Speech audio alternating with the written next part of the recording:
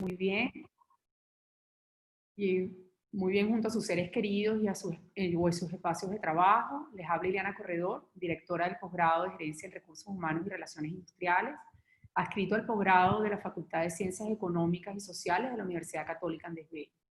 Me acompaña Adriana Báñez, quien es la coordinadora de Relaciones Industriales de la Escuela de Ciencias Sociales.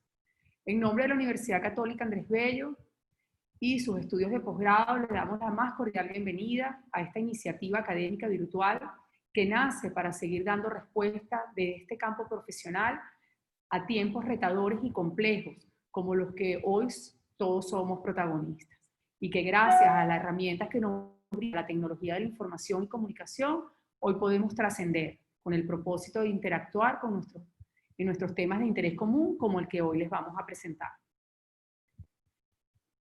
El día de hoy, el posgrado de Gerencia en Recursos Humanos y Relaciones Industriales tiene el gusto de darles la bienvenida a nuestro foro en línea, Transformación Cultural Necesaria para la Nueva Normalidad, de la mano de Luis Manuel Ramírez, que si bien es venezolano, nos está acompañando desde la ciudad de Bogotá, ciudad en la que reside desde hace varios años. Ingeniero industrial con un posgrado en Desarrollo Organizacional de la Universidad Católica Andrés Bello, con más de 20 años de experiencia en la gestión de productividad organizacional, cambio cultural y sistemas innovadores de capital humano, asesor en cambios culturales basado en accountability, con mediciones de impacto basado en el enfoque de rol, de retorno de inversión. Su experiencia está focalizada en aportar esquemas y enfoques prácticos hacia las empresas y líderes en entornos altamente desafiantes. Los resultados de sus asesorías son sostenibles en el tiempo y provocan insumos claros y precisos para una transformación cultural y organizacional basado en el foco de prioridades, hábitos colectivos diferenciadores y un clima laboral de alta interacción. Está certificado en la metodología ROI de retorno de la inversión y cambios culturales basados en la accountability. Ha desarrollado proyectos de Design Think y Top Branding en países de Centroamérica y Latinoamérica, logrando alta sinergia en los equipos y proyectos de alta productividad. Autor de 5 libros basados en su experiencia aplicando proyectos de transformación cultural basados en el accountability, y sus libros se pueden leer en la página virtual de BookBook. Mil gracias, Luis Manuel, por acompañarnos en la mañana de hoy.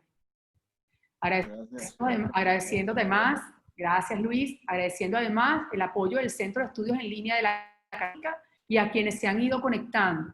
Les comentamos que al final de la conferencia de Luis contaremos con un espacio para preguntas y respuestas, por lo que les voy a colocar las mismas en la sección de abajo para pues ir a hacer cualquier comentario que ustedes puedan tener a través de nuestro chat.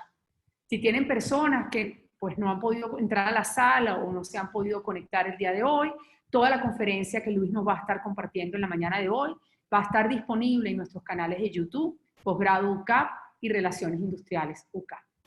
Luis, bueno, agradecidísima contigo de que hayas podido acompañarnos en la mañana de hoy. Ya voy a compartir un poco tu presentación para poder darte los micrófonos. Denme un momento, por favor. Acá la tengo, déjenme. Listo, Luis. Muchísimas gracias. Voy a cerrar yo mi cámara y mi micrófono.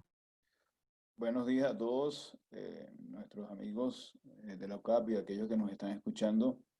Para mí es un gran placer volver a esa universidad que me dio el posgrado y que siempre he tenido una buena relación. Últimamente he estado haciendo muchas interacciones en Venezuela, apoyando desde aquí a Bogotá. Y bueno, la sesión que les tengo hoy es una sesión que a mí me encanta mucho porque como mi rol como asesor en las organizaciones, el tema de transformación cultural ante la nueva normalidad requiere de constantemente estar viendo cómo los métodos y cómo nuestros procesos y nuestras experiencias se van nutriendo, ¿no? Liliana, cuando yo llegue adelante, pues vas avanzando. Yo pertenezco a la empresa Nature Consulting, que son nuevas aplicaciones y técnicas de interacción organizacional. Hemos trabajado en Venezuela por mucho tiempo y bueno, en Latinoamérica también desde hace 15, 20 años, en varios países trabajando estos proyectos y estos procesos. Entonces, lo que les voy a comentar es mucho basado en lo que he visto actualmente con los clientes que tenemos, el desarrollo de sus proyectos, orientaciones que hemos dado y resultados que hemos tenido. Así que son cosas, vamos a decir, de la actualidad. Y también vamos a hablar sobre los elementos claves que tiene la transformación cultural, los momentos que reviste esa transformación y algunos aspectos críticos que son muy importantes, ¿no? Voy a buscar la manera de hacerlo más ejemplarizante, con ejemplos, para que ustedes puedan de alguna forma también hacerme preguntas en la última parte de la conferencia. Adelante. Fíjense que uno de los temas que voy a empezar haciendo y comentando a ustedes con respecto a la transformación, adelante, es lo siguiente, ¿no? Eh, como estamos hablando de la nueva normalidad, una de las cosas que estamos viviendo hoy en día es que el mundo, vamos a decir, el mundo está generando muchos cambios. Y actualmente una de las cosas que es importante que ustedes entiendan es que las empresas no se transforman porque quieren transformarse o porque es una moda, sino que principalmente las empresas se transforman es porque los factores externos cambian repentinamente y cambian y generan mucha afectación a las organizaciones. Una de las cosas que yo siempre he dicho es que las organizaciones, algunos líderes quieren transformar a las organizaciones y a veces la gente no entiende el para qué transformarse, ¿no? Culturalmente. Y la transformación, para dar una definición muy práctica, para que puedan entender, es la acción consistente eh, que toman los equipos de trabajo para lograr resultados, ¿no? Y aquí la clave es tener la claridad del resultado, es decir, el resultado para qué. Y ese resultado está consono con lo que el entorno nos está llevando. Y eso es lo que mucho el rol estratégico hace. Entonces, la transformación teniendo como concepto acción constante hacia los resultados, requiere una acción alineada de la gente. Y tener consistencia tiene que ver con mediciones, es decir, pero ¿qué es lo que yo mido? Aquí vamos a hablar sobre qué mido para decir que la transformación logró resultados. En un enfoque tradicional, las empresas lo que hacen muchas veces es dar charlas de valores, dar orientaciones a la gente, mucha práctica de charlas, pero a la larga no se ve en hábitos, es decir, no se ve realmente en consistencia en acciones, en decisiones. Y una de las cosas importantes es dar claridad a la gente sobre que los factores externos, si no actuamos como equipo y no nos transformamos como equipo, realmente los factores externos pueden destruir a la organización. Entonces, fíjense en esta lámina que ustedes ven aquí. Aquí estamos viendo el contexto de pospandemia que actualmente vive en Venezuela. Esto, ojo, y esto puede estar cambiando constantemente, porque una de las cosas que yo siempre veo es que en Venezuela cambian las cosas mucho más rápido porque no solamente hay factores pandémicos, sino hay otros factores. Y ustedes, como son muy complejos, pues las empresas ahorita tienen una capacidad tecnológica limitada para trabajar, servicios básicos inconstantes, internet limitado, la gasolina va aumentando constantemente y eso va generando patrones gerenciales que si los líderes no se dan cuenta de cómo estos patrones están afectando a las organizaciones, entonces la organización eh, necesita realmente hacer una transformación cultural, necesita realmente que su equipo sea consistente hacia los resultados. Necesita realmente abrirse espacio a nuevos métodos de trabajo y una intención compartida. Y esa intención compartida que sea resultante en acciones concretas.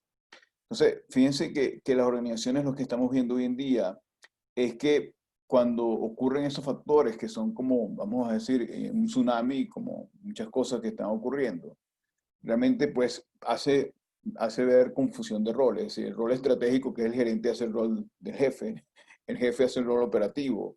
Es decir, el factor externo impactó tanto a la organización que cada quien, y sobre todo como estamos ahorita en una situación donde estamos en un ambiente muy virtual, bueno, cada quien se aísla más, no solamente en su gerencia, en su isla, sino en su casa. Y entonces van surgiendo, los factores externos generan muchas actividades porque son cosas que van ocurriendo cada vez más y empieza a verse el sentimiento de la culpa de, y también la zona de confort o comodidad de cada quien hace que no se asuman riesgos, no se asuman aprendizajes, no se piense de manera creativa o pensamiento crítico y no hay hábitos. Y la transformación cultural se ve en hábitos, en acciones consistentes que las personas tienen que hacer. Un primer hábito realmente de una transformación cultural es cuando tú ves a un equipo que hace reuniones virtuales y las hace con las horas definidas, con rendiciones de cuenta, con realmente planificaciones, y vemos que la gente está bien coordinada, bien sincronizada. Eso es una cultura, ¿bien? Pero actualmente vemos empresas que están sin foco, los clientes sin respuestas, y bueno, la gente se siente que está en un mundo que no sabemos para dónde va. Entonces, ustedes ven ahí pues que esa figura que ustedes ven ahí, viste que en la gerencia alta hay un aislamiento, cada quien busca la manera de estar con su equipo, pero no se conecta. Entonces los niveles medios se fragmentan, es decir, cada quien va por su lado, los jefes defendiendo su punto de vista sin interconectarse, y por ende la gente que está a niveles base pues siente, cuando llamo calcificación, lo que la gente está viviendo más, vamos a decir, pensamientos negativos o juicios, o habiendo situaciones que realmente lo que hacen es disminuir la motivación y el clima laboral. Les voy a dar ejemplos en estos casos, les voy a hablar de ejemplos. Por ejemplo, yo les puedo decir en el caso de la pandemia, hablando de países y sus transformaciones culturales, podemos hablar del caso, por ejemplo, de Japón. Japón es uno de los países que ante esta pandemia es uno de los países asiáticos que menos tiene casos de pandemia. Y es que el país, Japón, está ya acostumbrado por los diversos factores que ha tenido durante su historia a utilizar el tapabocas. Es decir, ellos estaban preparados y han tenido una transformación cultural ante eso. Es decir, que están preparados a esos factores externos. Por otro lado, hay países como Europa, estamos hablando, por ejemplo, de Nueva Zelanda o países, los Países Bajos. Al enterarse China que había pandemia, ellos cerraron de una vez. ¿Ok? Hicieron un confinamiento y fueron los países que menos tuvieron casos. Entonces, su recuperación ha sido una recuperación tipo B, porque pudieron entender los factores externos. Entonces, aquí les estoy dando ejemplos. Un ejemplo empresarial, por ejemplo, la empresa, yo tengo un ejemplo aquí en Colombia y en Ecuador, que la empresa ante estas situaciones, yo les orienté a que hicieran un plan de recuperación comercial proactivo. Estaban realmente en aislamiento, pero empezaron a ver cómo ellos al comenzar la apertura de las empresas ya estaban preparados con servicios, con inventarios, con atención al cliente, buscando el e-commerce. Entonces, fíjense que eso fue básicamente en el mes de abril. En el mes de junio tuvieron récord de ventas. Es increíble, pero todos se alinearon. Hubo una transformación cultural del equipo comercial y el apoyo de otras gerencias, pero porque tuvieron claro el patrón que desempeña el factor externo. En este caso, la pandemia.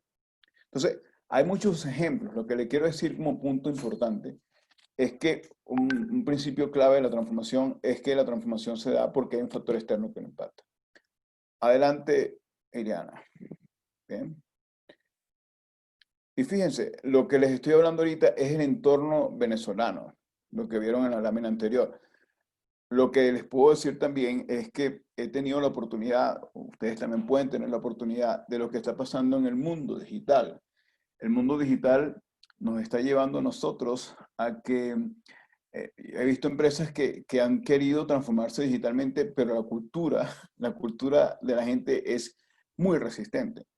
Hoy en día he visto empresas las cuales he asesorado que ya todo el personal sabe manejar lo que son Teams, lo que es por ejemplo, Zoom, cómo hacer el tema de las láminas, cómo manejar los equipos, cómo hacer todo así, utilizar todos los métodos. Y lo ha hecho porque el factor externo lo obligó, porque están en sus casas. Entonces ya la cultura de la empresa cambió. Entonces la parte digital está generando hoy en día varios elementos que son importantes que todos ustedes entiendan, porque una cosa es la pandemia que nos está afectando, pero esta nueva realidad está haciendo también, por ejemplo, en China, con ustedes hay nuevas realidades que están ocurriendo. En China, por ejemplo, ya se está hablando del concepto de work and operate from anywhere. Es decir, no tienes por qué estar en un sitio de trabajo para trabajar en el entorno donde estás, sino que tú puedes trabajar en muchas áreas. El caso nuestro, por ejemplo, en Natior, Bueno, estamos haciendo trabajos en varias partes, ¿no? Así como en mi país, Venezuela, pues también estamos colaborando para que las personas pues puedan entender algunas orientaciones importantes. Entonces, ese concepto de Work and Operate Anywhere es un concepto que cada vez más va a hacer que haya una transformación cultural en las organizaciones. El efecto Twins también. El efecto Twins tiene que ver que mi organización puedo tenerla presencial, pero la puedo tener también virtual. Entonces, cómo la empresa se transforma culturalmente cuando, por ejemplo, tú tienes que mostrar un producto que es muy tecnológico en una zona muy, vamos, muy, donde hay muchos problemas de pandemia. Y anteriormente tú ibas, ¿verdad? Porque tenías que mostrar eso a tus clientes. Bueno, ya a través de la virtualidad tú puedes hacer grabaciones, tú puedes hacer conceptos y la gente lo puede ver ahí. No tienes por qué estar viajando. Entonces, tu efecto Twins de poner tu empresa en muchas partes y poner tus productos de una manera visual que sea atractivo al cliente, pues es importante. Igualmente el efecto de e-commerce. Esto es clave. Entonces, es vital que entiendan que esto nos está llevando a nosotros a que la transformación cultural está siendo eh, más rápida en las organizaciones y lo importante es que no sea una transformación cultural aparatosa. Tiene que ser una transformación cultural que sea bien llevada con un enfoque metodológico. Otro aspecto que está ocurriendo es el tech intensity, la intensidad tecnológica. Hay empresas que están ahorita a través de los procesos que son críticos, ya identificando cuáles son las tecnologías o la robótica que pueda ir trabajando para generar realmente cambios. ¿Cómo es la transformación cultural ahí? ¿Qué es lo que tiene que hacer la organización? ¿Cómo los procesos cambian? ¿Qué es lo que tienen que hacer los roles para poder buscar la integración entre la tecnología y el proceso para lograr los resultados? Y otro aspecto importante, las nuevas realidades que están ocurriendo, que parte también de la transformación cultural, es lo que llamamos el upskilling.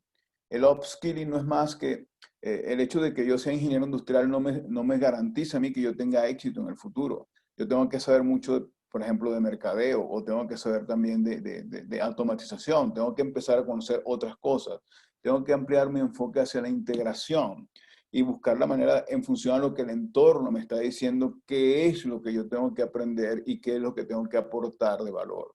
Entonces, hoy en día las universidades mismas se están adaptando a un enfoque más de agrupar ingenierías o agrupar disciplinas, de forma tal de que las personas puedan conocer mecánica y electrónica o conocer manufactura con los aspectos digitales.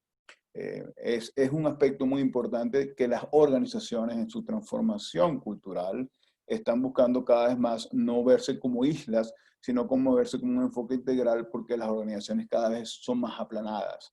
Y por ser más aplanadas requiere mayor integración y unas competencias más integrales de las personas para que puedan de alguna manera generar resultados. Entonces, estas son las nuevas realidades y lo contrasto mucho con lo que vieron en la lámina anterior, donde son las realidades de Venezuela. Pero lo que quiero decirles a ustedes es que tenemos que pensar global y actuar local. Siempre hay que capturar oportunidades y siempre hay que buscar la forma de ver cómo esos factores que están ocurriendo, esos patrones, transforman la cultura, empezando por uno mismo.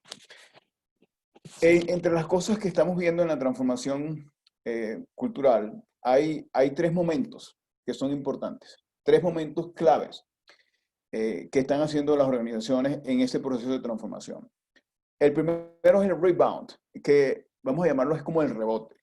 El rebote quiere decir cómo nos preparamos nosotros en la cultura, en los equipos de trabajo, para cuando empecemos a tener cierta apertura en nuestras operaciones, no tengamos retrabajos y no tengamos pérdidas de tiempo. Es decir, es alinear el proceso a cuando empecemos a trabajar, la cultura nos vaya a apoyar con mayor alineación, mayor sincronización, menos islas entre las funciones y gerencias y por ende ese rebote sea un rebote más lineal. Entonces, muchas empresas están trabajando ahorita para que sus efectos vamos a decir, en esta nueva normalidad de trabajar con mucha bioseguridad, pues tengan los menos retrabajos posibles. Bien, entonces esto es un momento que está ocurriendo, vamos a decir, de foco de las organizaciones que revisten no trabajar tanto en islas, un aporte importante tanto de las funciones de seguridad y salud y talento humano para apoyar a las personas en nuevos hábitos de ejecución y por ende pues lograr que la empresa empiece a tener cierta agilidad y cierta marcha. Esto es un momento energético importante que ocurre en las organizaciones y que reviste transformación cultural. Otro es el proceso de reimagine organizacional. ¿Qué quiere decir reimagine? Mientras unos están focalizados a que empecemos a trabajar y esa marcha desafiante, otros están pensando en dos temas importantes. El reimagine es visualizar, bueno, ¿cómo vemos a la empresa de aquí a un año con esta incertidumbre prolongada? Porque tenemos, por ejemplo, si vemos los económicos, la ley de oferta y la demanda se alteró. De alguna forma hay menos demanda porque la gente tiene menos dinero, los consumidores, entonces los negocios de B2C están afectados.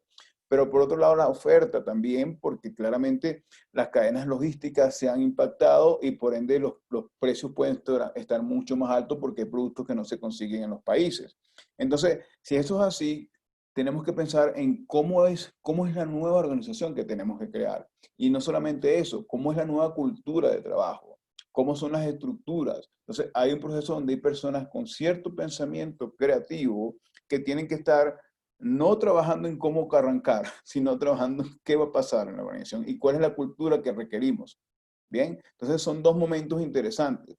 Y por ende, la tercera estrategia que ocurre es la continuidad del negocio. Es decir, ahí es repensar los procesos, ahí es repensar el direccionamiento y las políticas y la cultura per se para que la continuidad del negocio se dé después de estos tres momentos que estamos hablando aquí. Entonces, como son tres momentos, la transformación cultural en las organizaciones reviste realmente de dos fases o dos orientaciones que deben ser importantes ahí. Ahora, muy bien, ¿cuáles son esos elementos? Y hablando de los elementos que están dentro de la transformación cultural. ¿Ok? El primer elemento de la transformación cultural es realmente estar muy claro en cuanto a los patrones del entorno. Cuando digo patrones, no es solamente ver una noticia que me dice algo, sino que yo tengo que ver esa noticia en diferentes momentos. Es decir, tengo que hacer un análisis de tendencia. Si, por ejemplo, es la economía, cómo se está moviendo la economía y cómo será de aquí a un año o 2 años. Si estamos viendo la competencia, cómo será la competencia de aquí a unos 2 años. La tecnología, cómo va, si son aquellos factores que no dependen de nosotros, pero que realmente nosotros tenemos que ver esos patrones. ¿Qué está haciendo la empresa competente? Nuestra empresa, por ejemplo, la competencia como tal. Entonces, un elemento vital es el zoom out. Cuando digo el zoom out, estoy hablando de tomar una lupa y poder apreciar cómo las cosas se están moviendo afuera. ¿Ok? Porque se mueven muy rápidamente. Entonces, nuestra cultura tiene que alinearse a eso. La cultura es la manera de ser y hacer de la organización. Entonces, es importante ver qué elementos son claves, ir trabajando y modificando para que en función a ese sumado de los patrones externos podamos nosotros orientar nuestra cultura. Segundo, una de las cosas que estamos viendo cada vez que estos factores externos impactan o afectan a la organización es que hay un debate entre los roles. Y aquí es importante la clarificación en roles, de los roles estratégicos, los tácticos que están en el medio y los operativos. Pero en función a qué? A prioridades.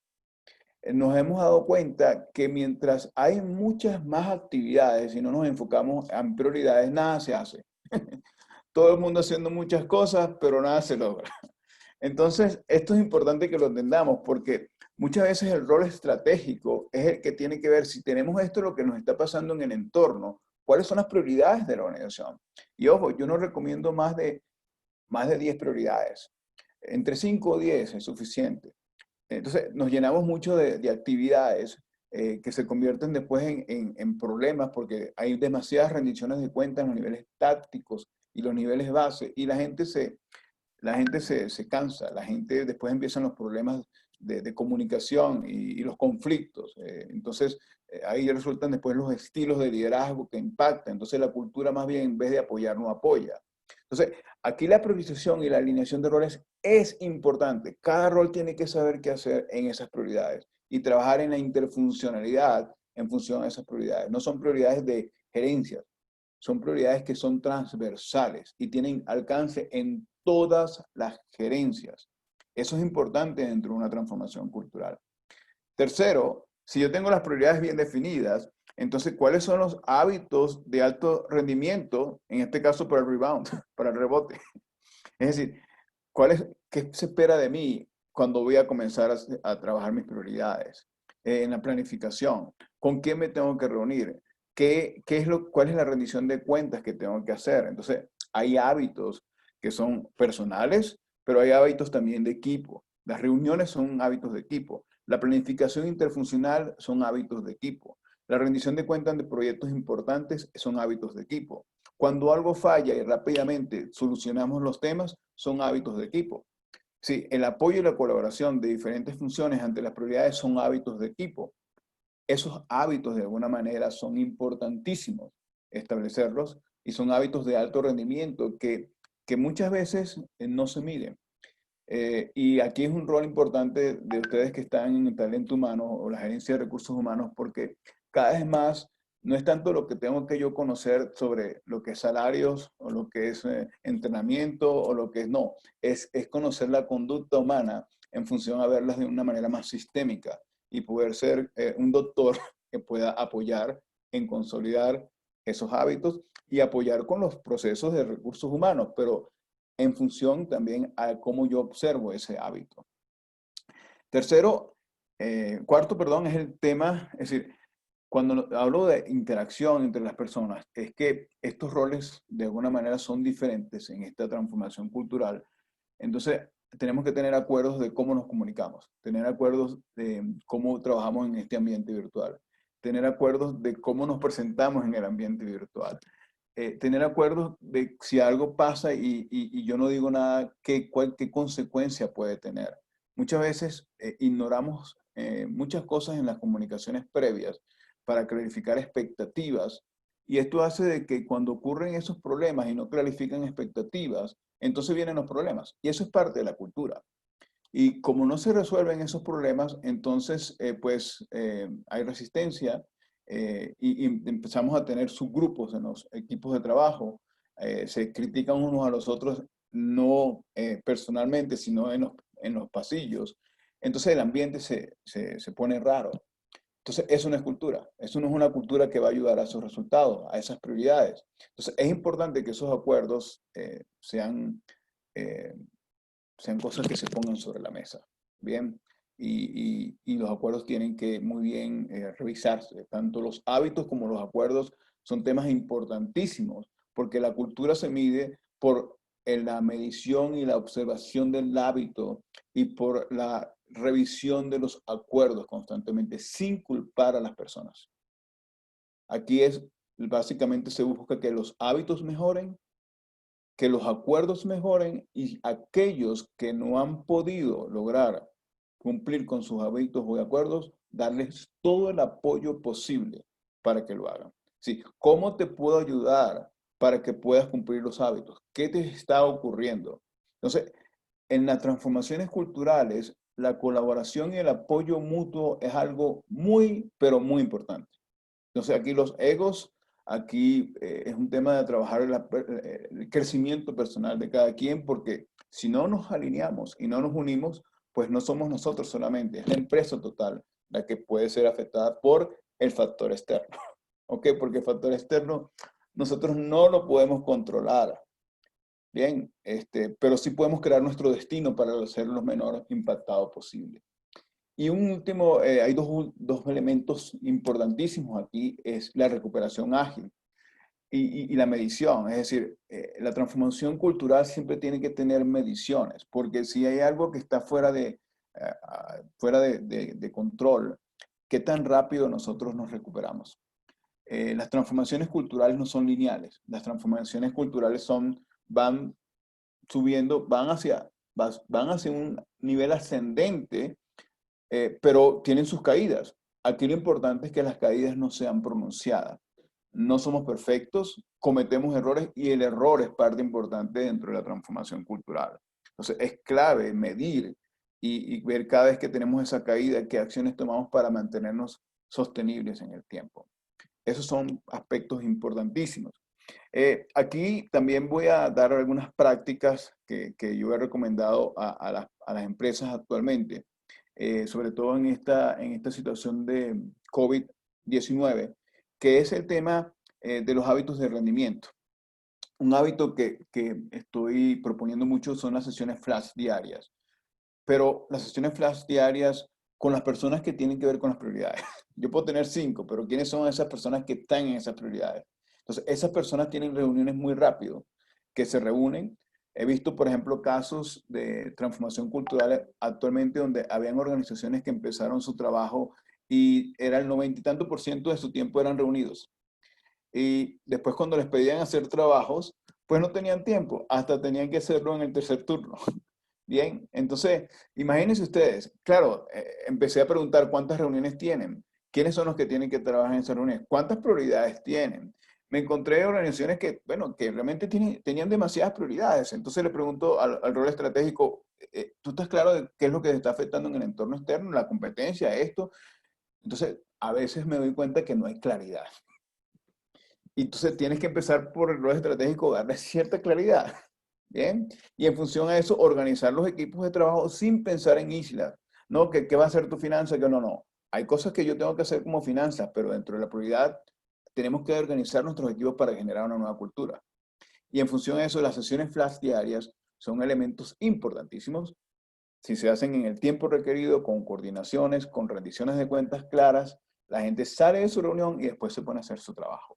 Esto ha ayudado muchísimo. Hay una organización que lo hice hace 2 meses y redujo su tiempo en un 40% de reuniones, dándole a la gente, bueno, tenían reuniones más lunes y martes y de miércoles, jueves y viernes de hacer sus propios trabajos que eran asignados en función a las prioridades. Otro elemento importantísimo dentro de la transformación cultural es trabajar el Intake Intensity. Hay organizaciones que han tenido ahorita la capacidad de empezar a aplicar ciertas tecnologías. Tecnologías porque se han dado cuenta de que, bueno, el ambiente, este confinamiento y a veces factores donde no puedo ir a ciertas zonas, ha ayudado a que tengo que estar ayudándome con la tecnología, con el e-commerce por la cadena de logística, porque no puedo ir, entonces tengo que aplicar conexiones virtuales con personas que ni siquiera sabían eso. Entonces, la aplicación priorizada del Tech Intensity en el caso de la gerencia de recursos humanos para la transformación cultural requiere mucho de la aplicación del esquema ROI, es decir, la cadena de impacto, cómo aprende la persona esta nueva tecnología, cómo la aplica y cómo impacta. Bien, entonces ahí uno tiene que estar como ese ente que está observando la cultura, bueno, que esos 3 elementos de esa cadena de impacto se logren en el menor tiempo posible. Bien, en función a una nueva tecnología, es decir, cómo cambia mi rol, qué nuevos hábitos tengo que hacer en esa tecnología, qué tengo que rendir cuentas y qué tengo que dejar de hacer y qué tengo que aprender rápidamente. Bien, entonces esa aplicación de la Tech Intensity es importante. Por ende, hay cosas que a nivel personal, en la transformación cultural, estamos recomendando. En eso estamos hablando de los 3 focos de energía. Un foco de energía es la claridad de tu rol. Es decir, tu rol anterior era diferente. Ahora tu rol ante este impacto que tienes es cambiante. ¿Cuál es tu rol? Si no lo sabes, pregunta. Bien. Y si eso, esa es la primera energía. La segunda energía es, ¿qué cosas estaba haciendo anteriormente que las puedo eliminar? Porque si las hago, voy a tener más cosas que hacer. Entonces, aquí hay cosas que tienes que posponer, hay cosas que tienes que eliminar, hay cosas que tienes que, de alguna forma, combinar o aplicar la tecnología para eso. Entonces, el segundo foco de energía es eliminar lo que no te sirve. Y el tercer foco de energía es utiliza el mejor método para consolidar tus hábitos personales. El mejor método es que alguien de sistemas te pueda ayudar o es que puedes combinar cosas para hacerlo mucho más rápido. Entonces, la transformación cultural también empieza desde tu enfoque personal para tú organizarte metodológicamente y puedas tener un día que te rinda lo mejor posible. ¿Bien? Entonces, esos son los 3 focos de energía que actualmente en este ambiente virtual he orientado para que todos haciéndolo así logren pues la transformación cultural. Adelante, Ileana. siguiendo con todo esto, fíjense que aquí lo que estamos conversando en cuanto a la transformación cultural, hay varios elementos que yo considero importantes dentro de hábitos de alto rendimiento. Eh, y aquí es clave que esto va mucho hacia los líderes, que son temas que tienen que estar dentro de la organización y que aquí la gerencia de recursos humanos puede establecer también ciertas estrategias o orientaciones para lograr que esto se convierta en hábitos. Cuando usted ve una organización que estos temas que voy a explicar ahora los ve de manera consistente, es porque la transformación cultural se dio, se generó. Pero tengo que saber implantarlos, saber medirlos, saber orientarlos cuando hay alguien que comete errores y por ende, pues, lograr el sostenimiento requerido. Un primer hábito es el hábito de la claridad del contexto. Claridad del contexto es ver qué es lo que me está impactando y cómo eso impacta mi rol. Bien, es tener claro. Y si yo no lo tengo claro, pregunto a mi supervisor.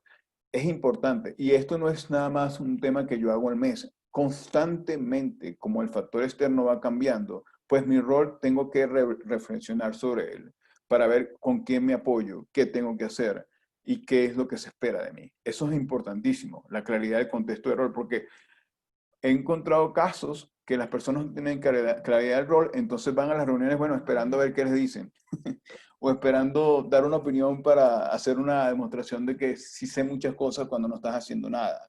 Es importantísimo eso. Entonces, mientras todos siempre preguntemos por nuestra claridad del rol, la transformación cultural está ahí. Segundo, hábitos de productividad laboral en un ambiente virtual. Uno tiene su ritmo de trabajo en su casa. Si estás en tu casa o en otro sitio, pues entonces tú tienes que empezar. Para mí, yo siempre digo que las mañanas son lo mejor. Entonces, ¿cómo yo me organizo por bloques? Es que estoy esperando que llegue un correo para estar respondiendo. Es decir, ¿qué es lo que yo hago? ¿Qué es lo que las 3 o 4 cosas que son importantes para mí? ¿A quién tengo que mandar una información para poder yo avanzar? ¿A quién tengo que yo recibir una información y recordarle para que me la dé? Es decir, cosas que son vitales, ponerse claro y cómo tú te manejas en tu día y tu semana y tu mes, cuáles son las metas que tienes del mes. Es decir, la productividad laboral en un ambiente virtual es importantísimo. ¿Cuáles son los acuerdos que tienes con tu familia, con tu pareja o con tu supervisor en función a todas las interacciones o con tus pares o con tus clientes en función a la productividad laboral? Eso es importantísimo. El tercer elemento es la adaptación, la resiliencia, la inteligencia emocional. Es un tema, como siempre digo, la transformación cultural tiene que ver mucho mirar hacia afuera para que no me impacte, pero cada vez más hay cosas que cambian día a día. Entonces, ¿cómo eso hace que yo tenga que adaptarme y mantener un equilibrio mental, físico, espiritual y emocional en mi persona? ¿Cómo yo hago rendir todos los días y decirme al final del día que me siento satisfecho? O si no fue así, pues qué cosa tengo que perdonarme o perdonar a otros por cosas que hice mal, pero rápidamente recuperarme. La transformación cultural es la recuperación rápida ante un error. El reconocer rápidamente el error hace que todos vayamos por el mismo camino. Si me siento bien en ese equilibrio, entonces siempre tengo que tener la mentalidad abierta para el pensamiento crítico. Es decir, muchas veces se nos aparecen muchos obstáculos en el camino. Entonces, mientras estoy más equilibrado, tengo la oportunidad de pensar cómo lo puedo hacer diferente. Con una actitud abierta para poder aprender, para poder pensar que en mi logro en el resultado, que esa es la mente que tengo, esa es la fijación que tengo, pues lo pueda lograr. Pero el pensamiento crítico de cómo ver las cosas, cuál impacto puede tener, qué me puede ayudar, qué puedo hacer diferente, es vital.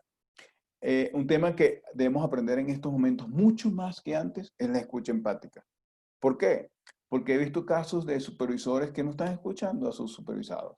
Supervisores que están muy angustiados por los resultados. Supervisores que más bien están generando antivalores y procesos críticos que no ayudan a la transformación cultural. Entonces no hay comunicación. Entonces no hay escucha empática. Entonces la escucha ayuda mucho a saber si la persona está clara en el contexto y si está claro con los hábitos que tiene que hacer. Entonces la escucha empática es vital. ¿Qué momentos tiene la organización para abrir la escucha empática? En las sesiones flash que yo les propongo, hay momentos clave para que cada quien hable cómo te sientes hoy. Para que, claro, cada quien puede decir pequeñas cosas, pero estoy hablando de mi oportunidad para poder reflejar ciertas cosas, ¿no? Ese hábito que les dije de priorización, planificación y seguimiento es vital. Es decir, yo tengo que siempre medir si estoy teniendo más cosas de lo que yo pueda dar, ¿verdad? Entonces mi hábito de priorizar es vital. ¿Cómo me estoy planificando? Es decir, cómo estoy trabajando los correos, cómo estoy haciendo todo mi trabajo de las prioridades, cómo respondo a los temas de otras gerencias, ¿sí? Cómo me organizo. Hay que buscar la manera de organizarse y saber si el día viernes que terminó hoy, por ejemplo, lo que yo me propuse el lunes, pues lo hice, ¿en qué porcentaje? ¿Qué cosas ocurrieron que no me que me impactaron? ¿Y qué cosas tengo que hacer para la semana siguiente? Si yo tengo esa reflexión constante con pensamiento crítico, entonces estoy contribuyendo a la transformación cultural. Por ende, eso ayuda a que las personas se sientan más comprometidas, se sientan un mayor engagement individual. Es decir, ese es el compromiso que se tiene porque tú tienes una alineación entre lo que está pasando afuera y cómo impacta la organización. Y eso hace de que tu rol es importante y por ende yo contribuyo, no solamente mi rol, sino mi interacción con otros roles, porque no estamos trabajando en islas, en esas prioridades, sino que todos estamos trabajando con unas prioridades que la gerencia nos dijo y nos comunicamos y sabemos cómo nos apoyamos. Entonces, la cultura empieza a trabajar en función a ese resultado, independientemente de los embates que nos da el entorno. Bien. Y por último, que para mí es una de las cosas más importantes, el cuido primero a tu persona. Si no te cuidas a nivel de salud, ejercicios, lo que estés comiendo, cómo estás, cómo, cómo son tus pensamientos, cómo respondes ante emociones, ante cosas que te digan otras personas. Puede ser que cometas errores, pero cómo reflexionas rápidamente para tener un buen balance vida-trabajo. Trabajar en casa a veces no es fácil. Entonces, siempre hay cosas pues que nos afectan. Y por ende, pues hay que tener un balance vida-trabajo donde primero cuídate tú primero antes de cuidar a los demás. Eso es vital. Cuídate primero tú antes de cuidar a los demás. Bien. Adelante, Iliana. Y por último, yo quise poner esta visión aquí hay unos hitos importantes en estos elementos de la transformación, que los dije en las láminas anteriores, que es vital que tengan claro. El primer hito para medir la transformación es el hito de percepción. Es decir, cuando un gerente informa algo, es importante la participación. ¿Cómo comunica los cambios? ¿Cómo es la participación de las personas? ¿Cómo las personas pueden entender claramente lo que están diciendo? Cuando hay nuevos procedimientos que hay que hacer en bioseguridad, ¿cuál es el feedback que tenemos en esos procedimientos? ¿La gente lo está haciendo bien o no lo está haciendo bien? ¿Verdad? Eso es importante. Y un hito de percepción importante ahorita es las eficiencias y ineficiencias en el ambiente virtual. Si las organizaciones tienen que ver cómo nos está yendo. Muchas están haciendo charlas para la gente, pero no estamos viendo qué está pasando. Entonces, es importante ver qué hemos ganado o qué hemos perdido, qué retrabajos están ocurriendo, quién no está hablando, quién está callado, quién necesita apoyo. Entonces, esos hitos de percepción ante la transformación es vital. La transformación también requiere ver qué aprendizajes críticos tienen que tener las personas. No podemos transformarnos sin conocer, sin aprender. Entonces, ¿cuáles son esos aprendizajes críticos y cómo los mido? ¿Cómo aseguro que la persona aprendió? Y si estamos teniendo prioridades, pues vamos a aprender sobre esas prioridades. ¿Qué tenemos que aprender? ¿Cuáles son experiencias exitosas que tenemos en otras empresas? Yo acabo de hablar de algunas aquí. ¿Y cuáles son los aprendizajes que tenemos que tener a corto plazo? Acuérdense que hablé también del imagine de la organización, de ese mediano plazo. Entonces hay que buscar la manera como algunos roles tienen que ir aprendiendo cosas que nos está dando esa nueva imagen de éxito de la organización para poder tener continuidad de negocio. Entre los hitos de ejecución es ya ver la ejecución. Aquí tenemos cómo están nuestras prioridades. ¿Las estamos logrando? Sí, esos hábitos que estamos teniendo nos están ayudando a las prioridades, los hábitos de las reuniones, las tomas de decisiones, las coordinaciones entre las gerencias. ¿Esos hábitos nos están ayudando? ¿Cómo estamos midiendo esa efectividad de los hábitos? ¿Es que acaso lo podemos medir? Claro que sí lo podemos medir. ¿Y cómo están esos acuerdos de interacción que definimos? Por ejemplo, un acuerdo de interacción, no te llamo en las noches. Eso es un acuerdo de interacción. Respétame. Respétame los fines de semana. Son acuerdos de interacción que la gente tiene que tener para lograr poder trabajar con armonía. Entonces, hay que medir también esos hitos de ejecución que en este tipo de nueva normalidad hay que mirar. Y por último, los hitos de impacto. Los hitos de impacto tienen que ver, digo aquí monitoreo paranoico de las prioridades porque como estos factores externos están cambiando tanto, pues yo tengo que ver cómo mis indicadores van. Así me pasó ahorita con esta empresa que tuvo un récord de ventas en junio, que les dije a ellos, bueno, no se confíen, porque julio puede ser el peor mes. Y una de las cosas que me di cuenta es que los inventarios se acabaron. Entonces, claro, tuvieron que pedirle al corporativo más equipos porque la gente está pidiendo más porque es una empresa que le hace servicio a agricultura. Y como es agricultura, es un sector que tiene que surtir alimentos a la gente. Por ende, pues es así. Pero hay que medir esos patrones externos que hacen que lo importante es que tu organización vaya creciendo poco a poco, pero va en aumento. Pero que ese poco a poco no tenga caídas que hace que, bueno, que la cultura también, cuando una empresa tiene una caída tan vertiginosa, la gente dice, bueno, ¿qué pasó? Y si nadie le dice nada y no le dice cuál fue el efecto que pasó, pues sencillamente la gente empieza a generar incertidumbre. Y si hay incertidumbre, hay negación. Y si hay negación, la gente se queda sin saber qué va a pasar. La cultura entonces empieza a ser afectada. Y unos aspectos importantes en la transformación en esta nueva normalidad es lo que tiene que ver la salud mental y emocional. Es decir, he visto casos que y cosas que nosotros no conocemos, en las cuales vamos a decir, una pandemia que tenga un confinamiento tan prolongado, nosotros realmente no sabemos, es como estar en una cárcel. Entonces, la salud mental y emocional hay que estar chequeándola constantemente. Hay personas que no duermen, hay personas que tienen excesos de pensamientos a veces hasta negativos por la incertidumbre. Entonces, ¿quién nos está escuchando? A veces solos no podemos. Entonces, es importante que tengamos que monitorear constantemente eso. Y para eso es vital entrenar a los equipos de supervisión y liderazgo en que también hay una transformación cultural para, de alguna forma, poder sostener los resultados de negocio. Muy bien. Bueno, yo creo que me pasé unos minuticos en cuanto a lo que quise hablar de transformación cultural. Si tienen algunas preguntas, pues con mucho gusto las puedo responder.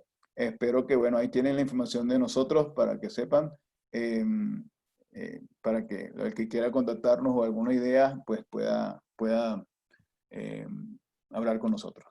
Eliana. Ay, Luis, no, Luis, muchísimas gracias por los conceptos que nos has compartido en la mañana de hoy. Para mí es un placer siempre hablar contigo. Tengo muchísimos años conociéndote. Me encanta esta cercanía y espero que puedas seguir apoyándonos en el posgrado. Gracias, Te voy gracias. a dejar con Adriana, que está con nosotros. Tenemos un par de preguntas que nos han hecho y Adriana me va a apoyar en esta sesión. Voy a dejar de compartir la pantalla en este momento para que Adriana nos pueda acompañar. Voy a apagar mi cámara. Adriana, ¿estás allí con nosotros? Sí, aquí estoy, aquí estoy. Muchísimas gracias, Luis, por tan valioso aporte, ¿no? Por acá tenemos una primera pregunta que dice, ¿cómo cambiarle la mentalidad a un líder que solo se encarga de cuidar su cargo sin tener una comunicación responsable y eficaz y así como efectiva con sus... Ok. Esa pregunta la he escuchado, yo creo que por muchos años. Fíjense, esto es realmente un reto, porque seguramente una persona que me está haciendo esa pregunta es porque está buscando las mil y una formas de ver cómo cambia su líder. ¿Bien? Y hay dos maneras de cambiar al líder. Una de las cosas que cambia al líder es que el factor externo le llega tan fuerte, ¿verdad? Que él tiene dos opciones. O sigue con su conducta de victimización, de negar a las personas, de culpar a otros, de resistirse ante los cambios, y realmente eso lo que va generando es, la persona va cayendo y la gente tiene falta de credibilidad ante la persona, todo, pasa de todo. La persona llega a un momento donde dice, wow, si yo sigo así, ¿qué me pasa? Y la persona sola tiene que pedir ayuda. Entonces, claro, el que está como supervisado tiene que, como dice, ser resiliente y aguantar, porque ahí es donde está la conducta disfuncional de la persona. Si me dices algo, yo voy a responder con agresividad. Entonces, porque es su patrón tradicional, es lo que a él le ha sido exitoso toda la vida. Lo que pasa es que personas que son así, sus éxitos son muy a corto plazo.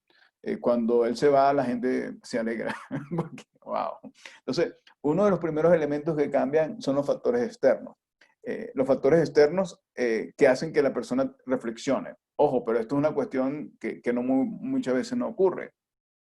Entonces, ahí es un aprendizaje de choque. Es decir, o corro o me encaramo. Es decir, es un aprendizaje de choque porque el factor te está dando y lo que hace es factor es que me pega y entonces yo voy a actuar con el otro de mala manera, ¿no? Entonces, porque cree que el otro lo va a solucionar. Y como él no ha aprendido a su cambio o impacto en su nuevo rol, pues no sabe. Entonces, otra de las cosas que las personas cambian es cuando, claro, si yo no puedo cambiar, realmente, si este es el gerente general, bueno, a veces yo realmente admiro a los gerentes generales porque están solos. Sí, ellos solo tienen que buscar sus respuestas. Pero si es un gerente que está en un nivel medio, lo importante es buscar la forma de darle a entender a esta persona que si sigue así, pues las cosas no van a continuar de buena manera. Entonces, aquí es donde busco yo las redes de apoyo. Redes de apoyo son personas que puedan tener cierta confianza con la persona, que le puedan decir a él el por qué es así y que esa persona, de alguna manera, con esa confianza pueda tener apertura a conversar. Bien, eso es un segundo elemento. Entonces, aquí puede ser otro compañero de trabajo, puede ser un asesor, puede ser un coach que lo designen para esa persona, como no tiene nada que ver con la organización, sí le va a decir las cosas, pero directas. Uno, como está en el rol de supervisado, le cuesta, porque como está en el ambiente de la amenaza, el ambiente del castigo ahí, pues yo no me limito a decir las cosas. Si las digo, entonces estoy cayendo en el club de los no queridos por ese jefe o supervisor. Entonces, otro elemento importante es la capacidad que tú puedas tener como supervisado a ser asertivo con compasión, con apertura y con sinceridad para en un momento especial bien abierto, pues puedas hablar de corazón, si mostrar el corazón a lo que está ocurriendo para ver si se le ablanda un poquito el corazón al otro. ¿Ok? Ojo, he asesorado a personas a hacer esto y algunos, tengo una probabilidad de como un 40% que logran éxito. Bien, y no caen en el club de los malos empleados. Pero por otro lado también ha pasado que yo busco alinearme con uno que tiene confianza y le dice, cada vez que ocurre un factor externo que lo impacta, entonces yo utilizo mi rol como asertividad y también me apoyo con el otro hasta que veo que la persona cambia. Pero es muy, muy difícil. No es fácil. Bien, eso es lo que te puedo decir como orientación. Adelante. Vale, muchísimas gracias, Luis. Y ahora bien, la resistencia al cambio es inherente a la condición humana. ¿Cuál sería una estrategia para poder facilitar ese proceso? Ok, la resistencia al cambio tiene tres elementos importantes, ¿no? Yo digo, o zonas. Hay una zona que es una zona, llamo yo, de comodidad, de confort, y lo tenemos todos. A nosotros no nos gusta cambiar. Queremos siempre estar en nuestra zona conocida, ¿no? Entonces ahí no hay cambio. Y cuando ocurren factores que nos tienen que cambiar, buscamos las mil y una formas de no cambiar. Buscamos justificaciones, nos molestamos con otras personas porque es nuestra zona de confort. Esa es la zona de no cambio. Y por ende, es difícil cuando estoy en esa zona porque yo entro en lo que llamo el ciclo víctima. Siempre, y soy experto en el ciclo víctima, de ignorar estar en una reunión que hablen de eso, de negar no es mi culpa o de culpar a otros no es que es la culpa del otro. Entonces, me convierto en un experto haciendo eso constantemente. Esa es la zona de no cambio. Y la resistencia la llevo dentro de mí. Entonces, lo único que me va a hacer cambiar es cuando me saquen del trabajo y diga, ¿y por qué me pasó eso? Porque es una situación de choque de mucha fuerza y te va a hacer cambiar, ¿no? Y es lo peor que pasa en las personas. La otra zona es la zona, como yo digo, de castigo. Yo cambio porque si no me amenazan. Hazlo y lo haces porque yo soy el jefe. Entonces, como soy el jefe, tú lo tienes que hacer. Y como me lo estás diciendo con un tono fuerte, y si yo no lo hago, me pueden sacar, entonces, pues lo hago. Pero lo hago porque me lo dices. Entonces, es una zona que dura muy poco tiempo es una zona donde las personas no cambian, sino que es como una amenaza porque tienen una arma y lo tienes que hacer. Entonces, eso es desgastante para un supervisor y impacta mucho la emocionalidad de la gente. Entonces, eso tampoco cambia, no es un cambio sostenido. La única zona donde tú puedes realmente cambiar es en la zona de lo que llamo yo la zona de riesgo, tensión y aprendizaje creativo. Pero es algo donde tú te desapegas de todos esas piedritas que tienes de tus egos. Te pones claro de que qué es lo que está ocurriendo en el entorno y dices, bueno, ¿qué tengo que hacer diferente? Y a pesar de que te dé miedo, empiezas a dar pequeños pasos, a también apoyarte de otras personas, generar como un networking y de alguna manera establecer un plan que te ayude a que poco a poco tú vas caminando, ¿verdad? Sobre eso. Entonces, es una zona de riesgo, pero es una zona que si lo haces de manera consistente, ayuda a que te transformes. Siempre que tengas claridad del rol, claridad de lo que tú quieres, claridad del resultado esperado. Cada vez que tú camines, vas a encontrar ese resultado más cerca. Es como que si ves un cuadro que lo ves a 20 metros, después lo ves a 10 metros, lo ves más cerca y entonces vas viendo que el resultado se está volviendo como más nítido, entonces te va gustando mucho más, pero también te puede dar más miedo porque son cosas que estás viendo que anteriormente no veías. Entonces, esa es la zona de cambio. Entonces, me preguntas ustedes en qué zona estás ahorita. Bien, si estás en la zona de comodidad, tienes que reflexionar. Si estás en la zona de castigo y tienes a alguien que te moleste, bueno, la verdad que tienes que buscar la asertividad, buscar las maneras cómo. Y si estás en la zona de riesgo y aprendizaje, te invito a que disfrutes del juego. Es maravilloso. ¿Alguna otra pregunta? Vale, sí, muchísimas gracias, Luis. Bueno, por aquí hay una pregunta que dice, ¿cuál es el rol de gestión de talento ante esta realidad? ¿De qué manera pudiera pues agregar valor? Ok, fíjate, y esa es una excelente pregunta, gracias. El rol de talento humano en estos momentos, yo soy muy crítico constructivo de talento humano, porque aquí claramente tenemos que estar abiertos nosotros a que lo que hemos aprendido puede ser que hoy en día lo tengamos que reformar. ¿Bien? ¿Por qué? Y te lo voy a poner muy claro. Los procesos de selección ahorita están cambiando muchísimo en la virtualidad. Eh, Hay ahorita mucha gente que está fuera por desempleos. Entonces, es una oportunidad para las empresas buscar personas con mejor talento ante una persona que se resiste o está en la zona cómoda. Pero ¿cómo yo convenzo a un gerente cuando siempre tiene una mentalidad de escasez que no tengo dinero? Cuando yo tengo que demostrar el retorno de inversión de que esa selección me va a ayudar a eso y quitarle los miedos al gerente. Entonces, a recursos humanos siempre lo llaman para hacer selecciones, por las pruebas psicológicas, por todo esto, dame los candidatos, mira, busca en la, no sé qué, en los medios de captación, pero estamos buscando ya a disminuir los costos fallidos de contratación por malas selecciones. En los temas de selección también, en los temas de formación, perdón. Hoy en día tú no puedes preguntarle a una persona, a un gerente, ¿qué necesita tal persona? No. Hoy en día tienes que ser ya más un asesor integral y ver la organización desde un punto de vista sistémico, ¿verdad? Y poder decir, bueno, ¿cuál es el patrón crítico que está impactando la cultura de esta empresa? Y no verlo persona por persona, porque si lo ves persona por persona, los presupuestos de formación son muy grandes. Entonces, tienen que ser presupuestos priorizados, que generen un Pareto 80-20. Sí, 80-20. El 20% de la formación me va a apoyar el 80% de la transformación cultural y lo que es el resultado de lo que quiere la organización. Pero ojo, hay muchas maneras de formarte. Si vamos a hacer el aprendizaje virtual, hay gente que no le gusta estar en la computadora. Entonces, ¿cómo hago? Es un cambio cultural. Entonces, la manera de cómo trabajar esto te requiere que tú seas un líder comunicador en eso.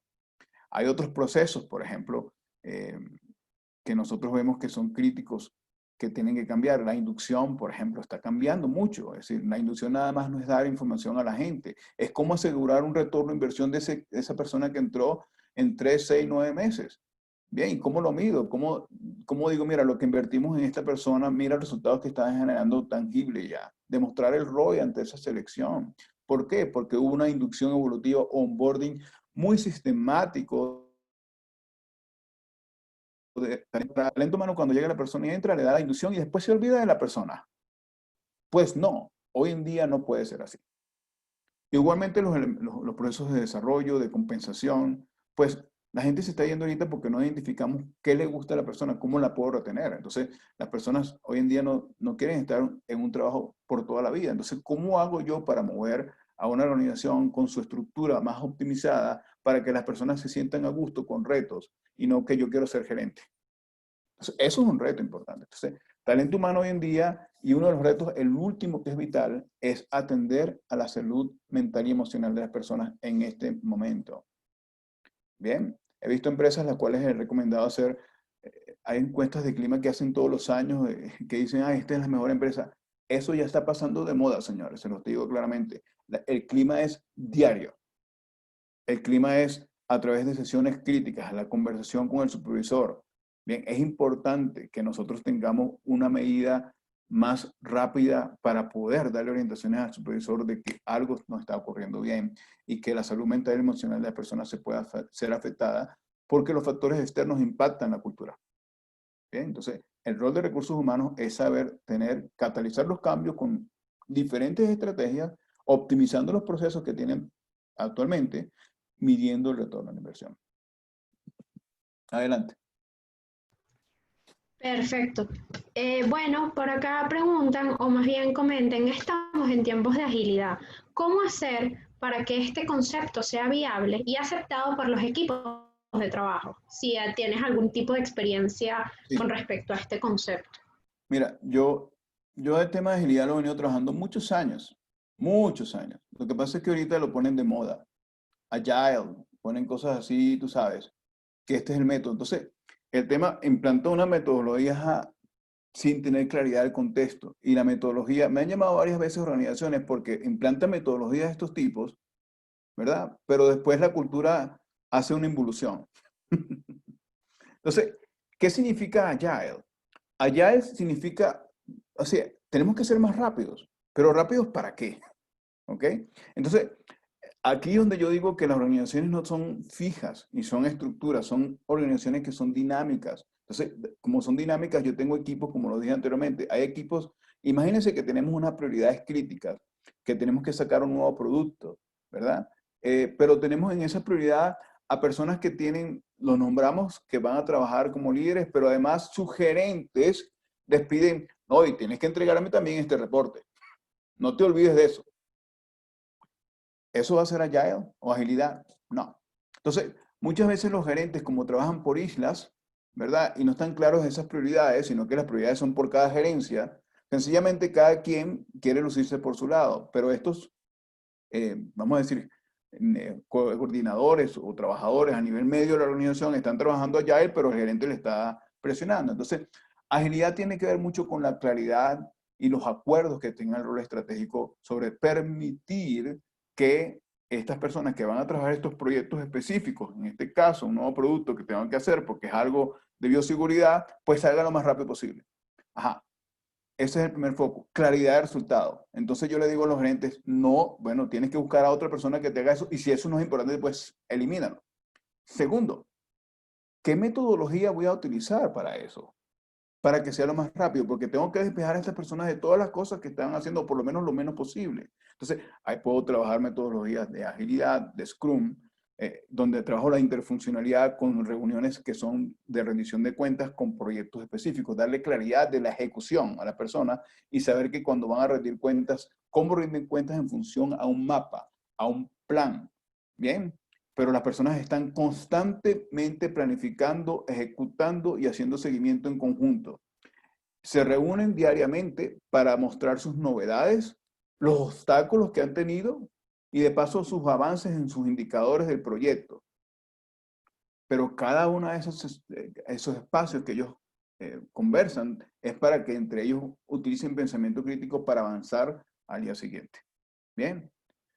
Esos proyectos deben tener un patrocinador, que es un sprint, una persona que está ahí pendiente, ¿verdad? Que está ayudando, que está apoyando, pero les dan la facilidad para trabajar. Entonces, ahí sí tú ves, cuando yo les dije a ustedes que hay esos tres momentos, que es el imagining, que es buscar cómo la nueva organización tiene que hacerlo, o si estoy haciendo un robot y tengo que trabajar, rápidamente la bioseguridad, hay proyectos de agilidad que puedo hacer.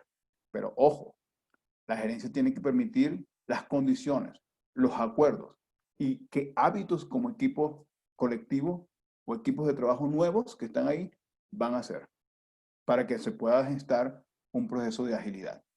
Bien, y muchas veces es procesos de interfuncionalidad donde están varias gerencias y un proyecto que es una prioridad que es transversal que va a aportar valor hacia esos resultados de la organización que van a responder a esos factores externos. Adelante.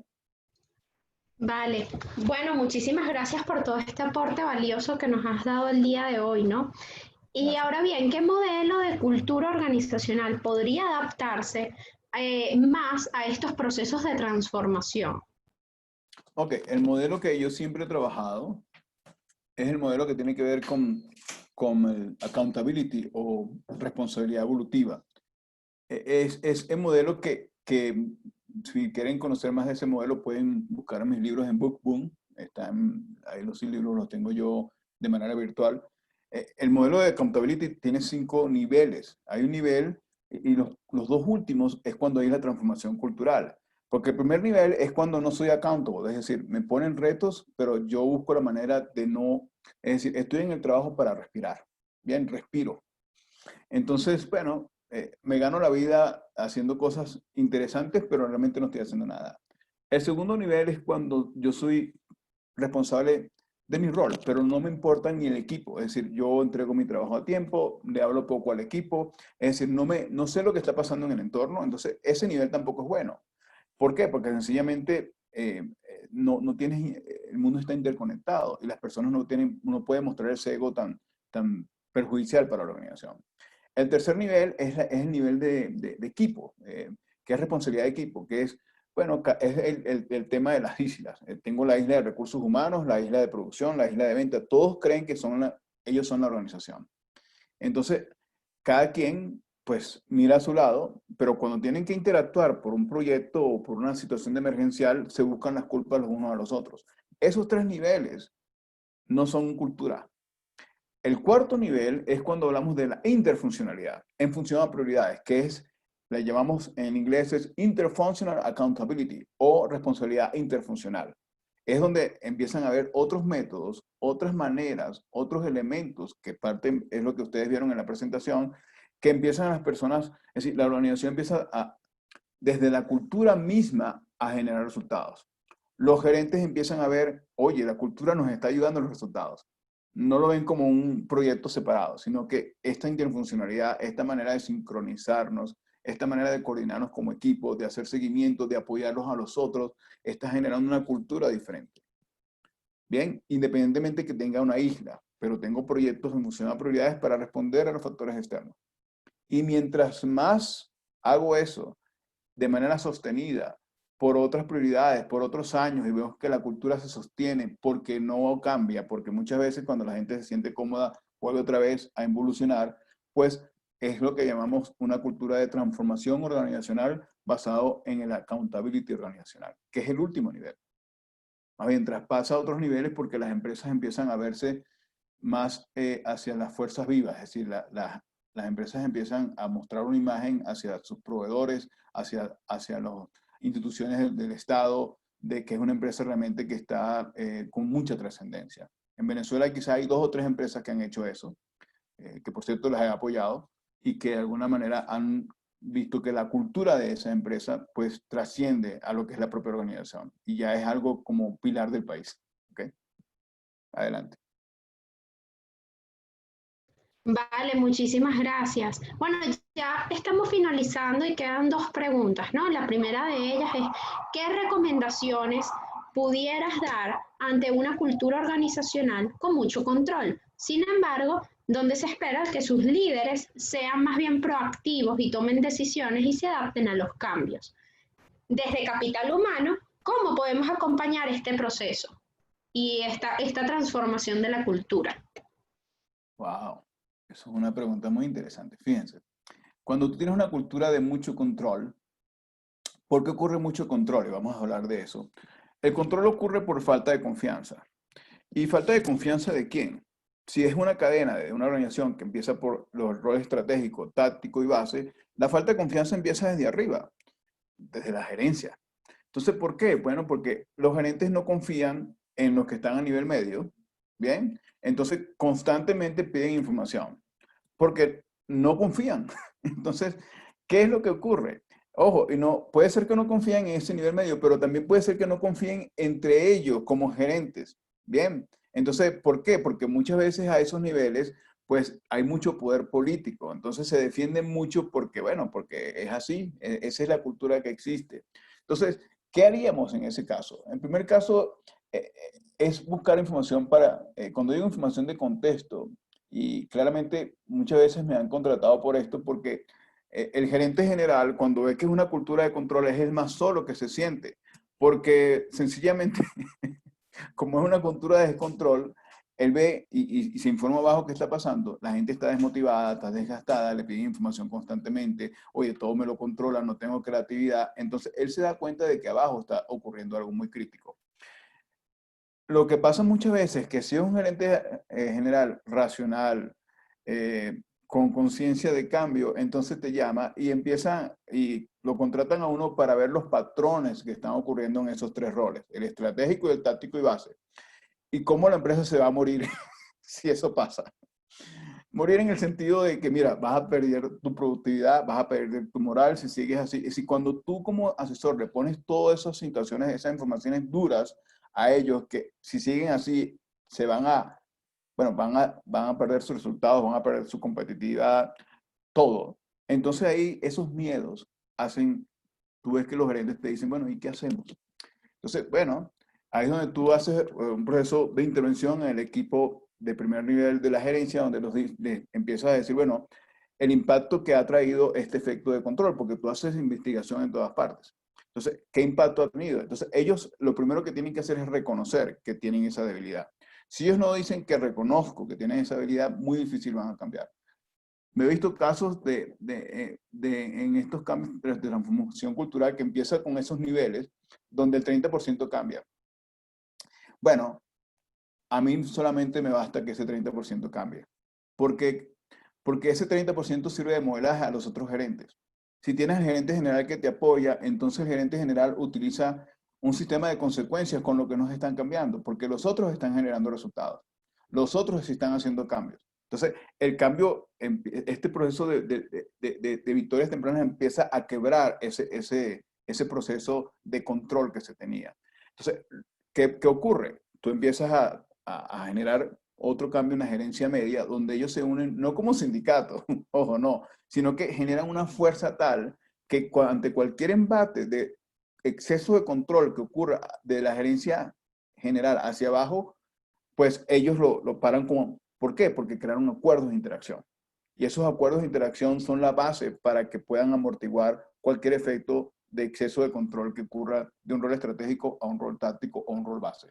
Cuando esto ocurre, el rol base empieza a decir, wow, algo está pasando, algo que me cambió, ¿qué es lo que está ocurriendo? ¿Quién está cambiando? Oye, mira, hay un gerente que no está más aquí, ¿por qué? Bueno, ese es el que más regañaba, el que más controlaba. Uy, empiezan a ver una cultura diferente. Bien, y es donde ellos empiezan a comunicar y empiezan a decir cuál es la cultura que queremos, una cultura de confianza, de apertura, de cometer errores calculados, sí, muchas cosas pasan y la gente empieza a decir, wow, por fin, qué bueno. Y van poco a poco tomando acciones diferentes. Adelante. Vale, bueno, ya la última pregunta que tenemos para cerrar es, ¿qué mecanismo podemos utilizar para medir el grado de eficiencia en estos procesos de apoyo de recursos humanos? Y bueno, en esos procesos críticos de la operación que pueden ser o que mantienen la continuidad de ese negocio y que se perciben, no nuestra participación, como estresante, porque bueno, solicito información para hacer seguimiento al desempeño. Ok. Si puedo entender la pregunta es, ¿qué indicadores podemos medir la eficiencia desde recursos humanos para estos procesos críticos que estamos llevando, ¿cierto? Bien, fíjense que hay varias maneras de saber cómo estoy siendo eficiente o no. Porque una de las cosas importantes de recursos humanos es, si la empresa, vamos a decir, quiere hacer un rebote, digo rebote es cómo empezamos a trabajar y ir rápido para poder, bueno, para poder movernos. Entonces, una de las primeras cosas que tiene que hacer el gerente de recursos humanos o el equipo de recursos humanos es decir, bueno, ¿cuáles son las prioridades que tienes para esto? Y empezar a interactuar con la gerencia cliente y en función a cada uno de ellos ver cómo identificar qué iniciativas desde recursos humanos puedo apoyar yo dentro de mis procesos de trabajo. Puede ser, oye, mira que tenemos una vacante en este lado. Oye, que en la bioseguridad, ¿qué formaciones de nuevos procedimientos vamos a hacer a estas personas? Oye, mira, ellos te tienen que reunir. ¿Cómo hacemos para el ambiente virtual? ¿Cómo hacemos para que podamos integrarnos y hacer reuniones más efectivas? Entonces, ahí se van a encontrar como con situaciones donde recursos humanos puede apoyar a la gerencia, ¿no? Aquí no estamos hablando de que recursos humanos, ay, voy a hacer un proceso de detección de necesidades para ver. No, eso es mucho tiempo. Usted tiene que saber, usted tiene que tener un rol más integral y saber exactamente dónde están los quiebres que pueden tener las gerencias que están trabajando en ese rebote, ¿entiendes? Para comenzar a trabajar. Entonces, yo tengo que definir qué aprendizajes críticos debe tener y qué rol. ¿Cómo sé que la persona aprendió? Bien. Y cómo no solamente cómo aprendió, si está haciendo, después que aprendió, lo está haciendo de manera consistente. ¿Cómo lo mido? Y si lo hace de manera consistente, realmente está llegando el producto al cliente en el tiempo requerido. Yo tengo que estar pendiente de eso y saber definir con el gerente cliente cómo yo te puedo ayudar para medir que eso es así. O por lo menos preguntarle, no es que voy a medirlo, pero voy a saber si él tiene las mediciones. Porque yo sí puedo decirle, bueno, yo te puedo ayudar con la medición de aprendizaje porque es mi rol. Pero tengo que observar si la gente lo está haciendo según lo que aprendió. Si estamos hablando de selección y es un rol diferente bueno, ¿cómo hago yo lo más rápido posible para que esa persona entre, aprenda y genere rápido valor agregado al trabajo que se está haciendo? Es decir, aquí es como una Fórmula 1, pero voy a tener que hacer yo esos procesos de selección que duran tanto tiempo y que después en lo que entra la gente mediocre.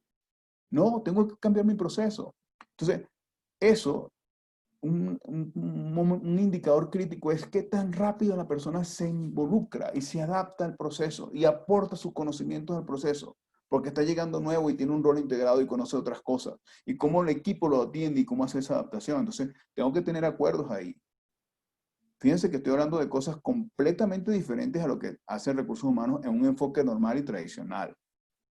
Bien, porque tengo que ser más consultor, y poder medir la eficiencia de esos hitos. Aprendió, aplicó en hábitos con buenos planes y que esté impactando en los resultados de los indicadores de mis clientes. Bien, olvídense de detección de necesidades, olvídense de medir competencias en estos momentos y también qué tipo de salario está ocurriendo actualmente. ¿Cómo están las competencias? Sí, a veces tengo que cambiar mis esquemas salariales y buscar la manera de cómo mantengo a esta persona porque se me puede ir. O cómo puedo hacer para sacar a una persona porque realmente tiene una gerencia crítica. Entonces tengo que ser asesor ahí y buscar la manera de cómo eliminar esos aspectos. Bien. Pero los indicadores están en aprender, ver la aplicación y ver cómo impacta el negocio. Y cambiar mi proceso rápidamente en estos momentos. Vale, Luis, muchísimas gracias. Yo, antes de despedirnos, yo quisiera, pues, desde el posgrado de Gerencia de Recursos Humanos y Relaciones Industriales, así como de la Escuela de Ciencias Sociales, pues darte las gracias, Luis Manuel, por haber estado con nosotros en la mañana de hoy, por el espacio compartido, por los conocimientos, y por supuesto también invitar a nuestra audiencia a que revisen la oferta académica de estudios de cuarto nivel que ofrece la universidad, así como también que nos acompañen el próximo viernes 24 de julio, feriado, por eso lo pusimos un poquito más tarde, a las 11 de la mañana, para que nos acompañen en la conferencia que nos estará dando César Yaxip sobre la gerencia y la nueva normalidad. Les recordamos que esta conferencia que Luis nos dio estará disponible en nuestros canales de YouTube, UCAP, Posgrado UCAP y Relaciones Industriales UCAP, y que la presentación que Luis nos acaba de realizar, como hemos venido haciendo en los demás foros que hemos realizado, la estaremos compartiendo con la audiencia. Luis, un placer enorme el haber contado contigo en la mañana de hoy. Muchísimas gracias a todos los que se conectaron. Y bueno, nos vemos el próximo viernes, Dios mediante. Gracias, Eliana, y muchas gracias a todos. Muchísimas gracias a todos.